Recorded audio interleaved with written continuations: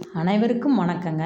வர்ற ஞாயிற்றுக்கிழமை பிப்ரவரி 15 பார்த்தீங்கன்னா, மகா சிவராத்திரி வருதுங்க.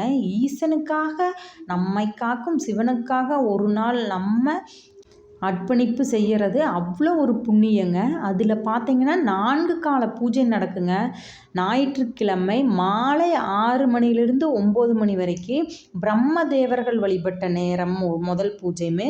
2ஆம் கால பூஜை பார்த்தீங்கன்னா இரவு 9 மணியிலிருந்து 12 மணி வரைக்கும் விஷ்ணு பகவான் வழிபட்ட நேரமும், 3ஆம் கால பூஜை வந்து நள்ளிரவு 12 மணியிலிருந்து 3 மணி வரைக்கும் அம்பிகையே பார்வதி தேவியே சிவபகவானை விரதமிருந்து உண்ணாமல் உறங்காமல் வழிபட்ட நேரம் 3ஆம் கால பூஜையும் நடக்குதுங்க. இந்த பூஜை ரொம்ப விசேஷமானது.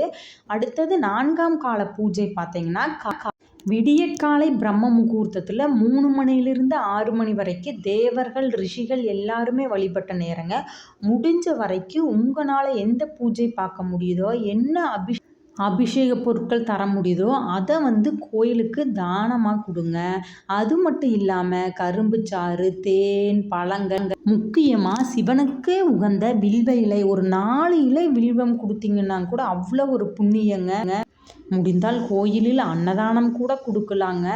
எல்லாரும் மகா சிவராத்திரி அன்னைக்கு சிவன் கோவிலுக்கு போய் ஒரு 2 விளக்கு மட்டும் ஏற்றிட்டு வாங்க. அவ்வளோ ஒரு புண்ணியம் தரக்கூடியதுங்க. ஓம் நமக் சிவாய.